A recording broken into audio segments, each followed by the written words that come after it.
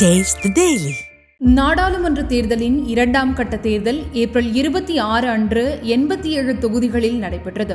குறிப்பாக கேரளாவில் மொத்தமுள்ள 20 தொகுதிகளிலும் ஒரே கட்டமாக நடந்து முடிந்துள்ளது. கர்நாடகாவில் பாதி தொகுதிகளிலும், ராஜஸ்தான் மாநிலத்தில் பாதி தொகுதிகளிலும், மேலும் 10 மாநிலங்களில் உள்ள பல தொகுதிகளிலும் இந்த தேர்தல் நடைபெற்றது. 2019 நாடாளுமன்ற தேர்தலில் இந்த 87 தொகுதிகளில் 62 தொகுதிகளை பாஜகவும் அதன் கூட்டணி கட்சிகளும் கைப்பற்றி இருக்கின்றன. 24 தொகுதிகளை மட்டுமே இந்தியா கூட்டணியைச் சேர்ந்த கட்சிகள் கையில் வைத்திருக்கின்றன. ஒரு தொகுதியை பகுஜன் சமாஜ் கட்சி கையில் வைத்திருக்கிறது.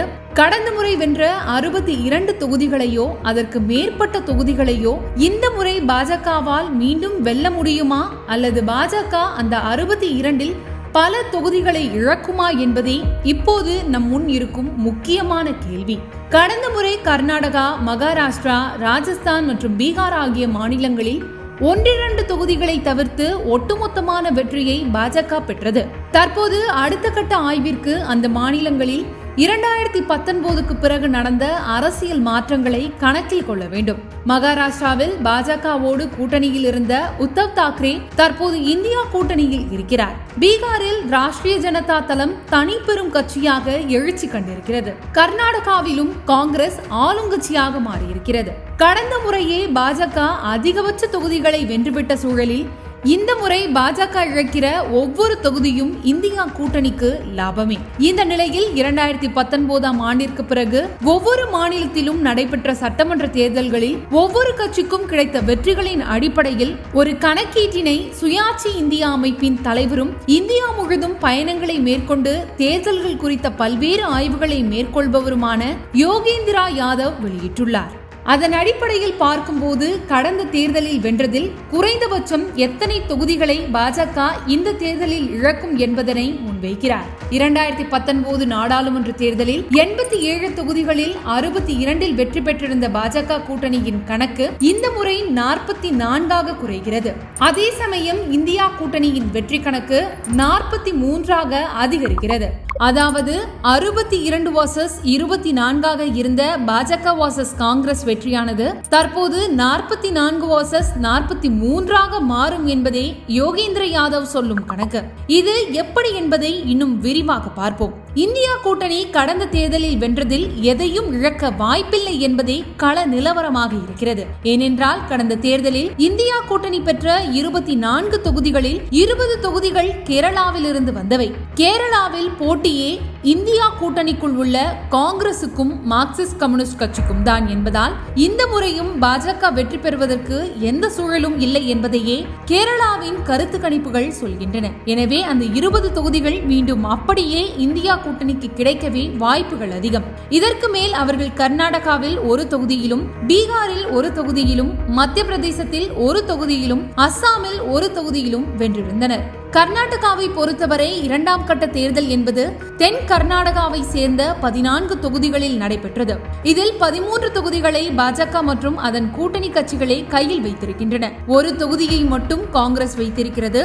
2023ஆம் ஆண்டு நடைபெற்ற சட்டமன்ற தேர்தலின் வெற்றிகள் அடிப்படையில் பார்க்கும்போது இந்த 14 தொகுதிகளில் 9 தொகுதிகளில் காங்கிரஸ் வெற்றி பெற வேண்டும். ஆனால் இந்த முறை பாஜக மற்றும் மதசார்பற்ற ஜனதா தளம் கூட்டணி சேர்ந்துள்ளதால் இரண்டின் வாக்கு வங்கியையும் சேர்த்து பார்க்கும்போது காங்கிரசின் வெற்றி குறையலாம்.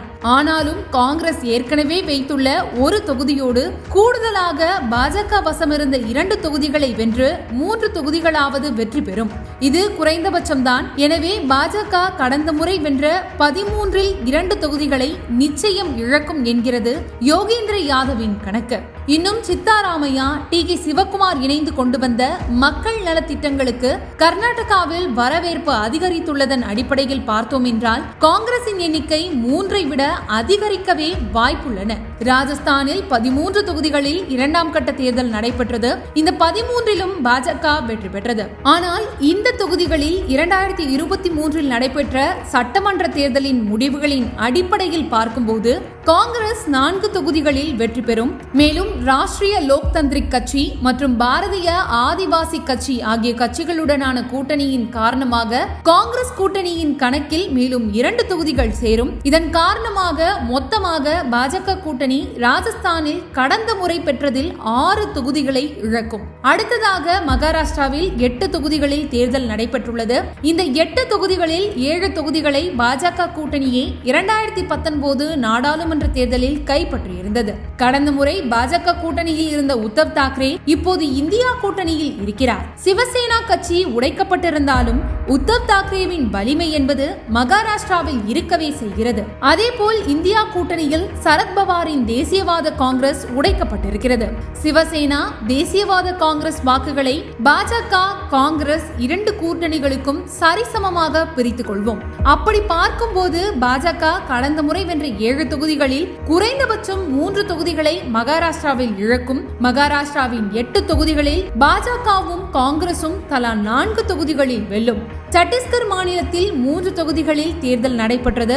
கடந்த முறை இந்த 3 தொகுதிகளையும் பாஜகவே கைப்பற்றியது. ஆனால் 2023 சட்டமன்ற தேர்தல் முடிவுகளின் அடிப்படையில் பார்த்தால் இந்த முறை இந்த 3 தொகுதியையுமே பாஜக இழந்து காங்கிரஸ் கைப்பற்றும். மேற்கு வங்கத்தில் தேர்தல் நடைபெற்றுள்ள 3 தொகுதிகளிலும் கடந்த முறை பாஜகவே வென்றது.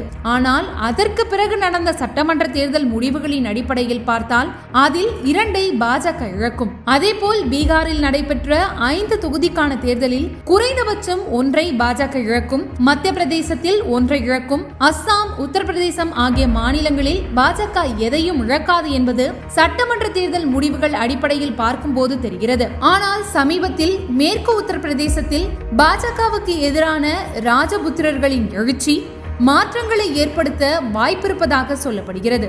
மேலும் இந்த 87 தொகுதிகளில் கடந்த தேர்தலை விட இந்த முறை வாக்குப்பதிவு பெருமளவு குறைந்திருக்கிறது. குறிப்பாக இந்தி பெல்ட் என்று சொல்லக்கூடிய உத்தரப்பிரதேசம் மற்றும் மத்திய பிரதேசத்தின் தொகுதிகளில் வாக்குப்பதிவு 7% மேல் குறைந்திருப்பது பாஜகவிற்கு பாசிட்டிவ் செய்தியாக இல்லை. தமிழ்நாட்டில் உள்ள 39 தொகுதிகள் உள்ளிட்ட 102 தொகுதிகளில் முதல் கட்ட தேர்தல் ஏப்ரல் 19 அன்று நடைபெற்றது. இந்த 102 தொகுதிகளில் பாஜக கூட்டணியில் உள்ள கட்சிகள் கடந்த முறை 49 தொகுதிகளில் வென்றிருந்தது. இந்த முறை அதில் 7 தொகுதிகளை பாஜக கூட்டணி இழக்கும் என்று யோகேந்திர யாதவ் தனது கணக்கின் மூலம் சொல்கிறார். ஒட்டுமொத்தமாக பாஜக கூட்டணி இந்த தேர்தலில் இழக்கும் தொகுதிகளை தொகுத்து பார்த்தோம் என்றால் கர்நாடகாவில் 2, ராஜஸ்தானில் 6, மகாராஷ்டிராவில் 3, மத்திய பிரதேசத்தில் 1, பீகாரில் 1, மேற்கு வங்கத்தில் 2, சத்தீஸ்கரில் 3 என மொத்தமாக 18 தொகுதிகள் பாஜகவின் கையை விட்டு போவதற்கான வாய்ப்புகள் அதிகம் உள்ளன. பாஜக ஆட்சிக்கு வருவதை தடுக்க வேண்டும் என்றால் கடந்த முறை பாஜக வென்றதில் 65 தொகுதிகளை இழக்க செய்ய வேண்டும் என்ற நிலையில் எதிர்க்கட்சிகள் இருக்கின்றன. இந்நிலையில் முதல் கட்ட தேர்தல் மற்றும் 2ஆம் கட்ட தேர்தல் இரண்டையும் சேர்த்து 25 தொகுதிகளை பாஜக இழக்கும் என்ற தகவலை பாஜக நிர்வாகிகள் அதிர்ச்சியுடனே பார்க்கின்றன. இந்தியாவை யார் ஆள போகிறார்கள் என்பதை தீர்மானிப்பதற்கு இன்னும் 5 கட்ட தேர்தல் மீதம் இருக்கிறது.